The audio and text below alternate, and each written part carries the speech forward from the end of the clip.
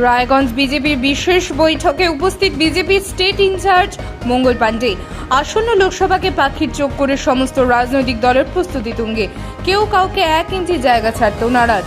আজ মঙ্গলবার রায়গঞ্জে কেএলবি গ্র্যান্ড হোটেলে বিজেপির বিশেষ বৈঠকে উপস্থিত ছিলেন বিজেপির রাজ্য ইনচার্জ মঙ্গল পাণ্ডে, বিজেপির জেলা সভাপতি বাসুদেব সরকার সহ রাজ্য ও জেলা স্তরের অন্যান্য নেতৃত্বরা। প্রধানমন্ত্রীর উন্নয়নের নামে রাজ্য তৃণমূল সরকারের অপশাসন নিয়ে মানুষকে বলার বার্তা এই বৈঠকে দলের নেতাকর্মীদের দেওয়া হয়েছে বলে জানান মঙ্গল পাণ্ডে মহাশয়। এদিনের বৈঠকে তিনি তীব্র আক্রমণ করেন তৃণমূল সরকারের বিরুদ্ধে। সন্দেশখালীর প্রসঙ্গ টেনে বলেন, শেখ শাহজাহানের মতো অপরাধীদের রক্ষা করার চেষ্টা করে তৃণমূল সরকার। এছাড়াও তিনি আর কি বলছেন শুনুন বিস্তারিত। आपका ये जो मीटिंग था इसको लेकर थोड़ा बताइए। आज रायगंज लोकसभा क्षेत्र के सभी प्रमुख कार्यकर्ताओं की बैठक हुई है, जिसमें हमारे जिला भाजपा के पदाधिकारी और जो हमारे मंडलों के अध्यक्ष हैं और इसके साथ ही चुनाव के काम में लगे हुए सभी महत्वपूर्ण कार्यकर्ताओं की बैठक हुई। और 26 अप्रैल को जो मतदान होना है, उस मतदान की संपूर्ण तैयारी किस प्रकार से होगी और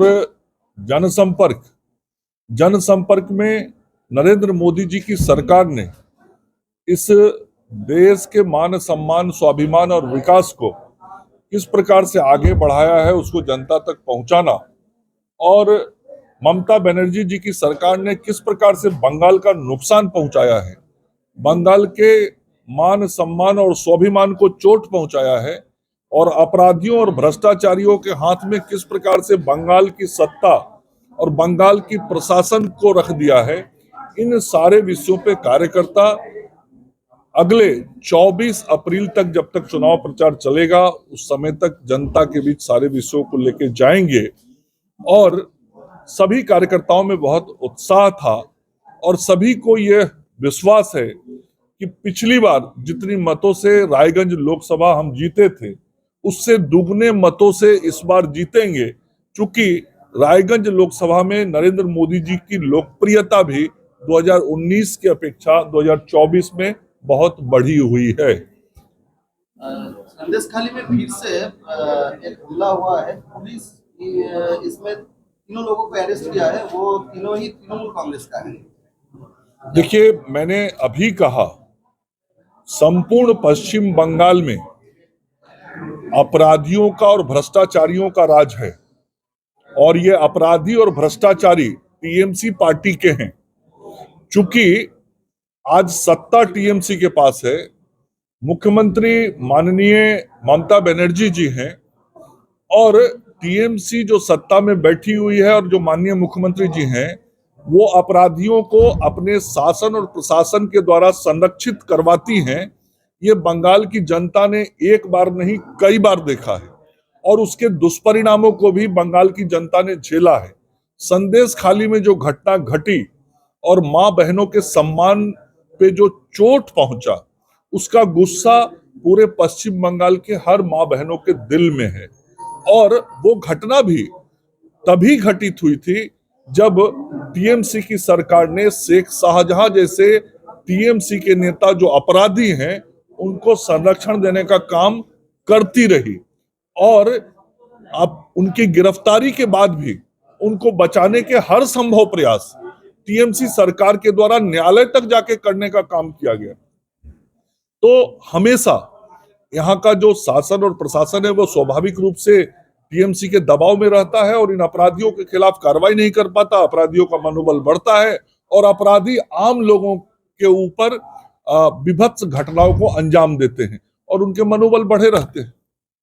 एनआईए और बीजेपी एक साथ मिले हुए हैं, ऐसा कह के अभिषेक बनर्जी देखिए, ये कंप्लेन करने के लिए अरे अभिषेक बनर्जी तो एक एमपी है, उसके बारे में इतना आप लोग क्यों चर्चा करते हैं? वो एक मेंबर ऑफ पार्लियामेंट है केवल, और मेंबर ऑफ पार्लियामेंट होने के साथ ही वो संपूर्ण पश्चिम बंगाल में अभिषेक बनर्जी जी अपराधियों को अपनी पार्टी के द्वारा संरक्षित करके क्या क्या करवाते हैं, ये तो पश्चिम बंगाल की जनता बोलती है। पूरे जो टीएमसी के भ्रष्टाचारी नेता पकड़े गए हैं, जो जेल में बंद हैं, उनके अभिषेक बनर्जी से क्या संबंध है, ये तो पूरा पश्चिम बंगाल और देश जानता है।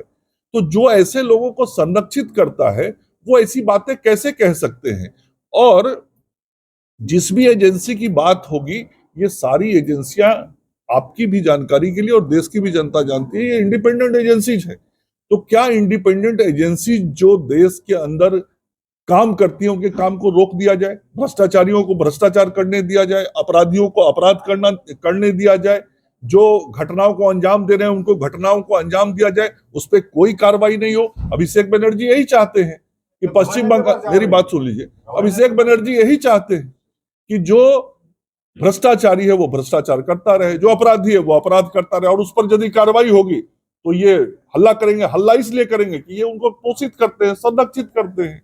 मुर्शिदाबाद, नदिया, सभी जगह पर फिर से बॉम्बिंग हुआ है, बहुत सारे लोग, देखिए मैंने कहा ना, है, तो लोकसभा में ये पंचायत फिर रहा है। देखिए मैंने कहा ना, ये पश्चिम बंगाल की शासन जो चल रही है, उसने पश्चिम बंगाल के आम भद्रजन, जो लोकतंत्र पसंद लोग हैं, उनकी छवि को खराब करने का काम पिछले कई वर्षों से किया है।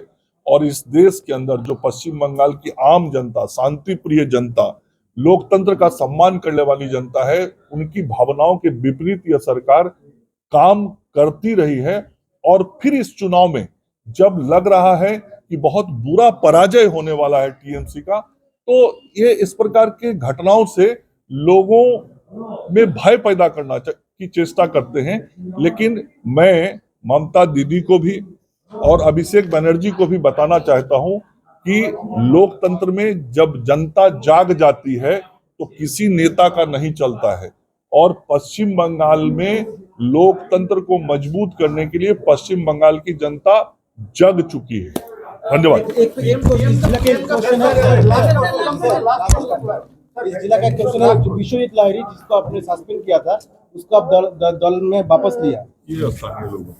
मोदी जी का क्या क्या अभी आएगा तो बताएंगे आपको।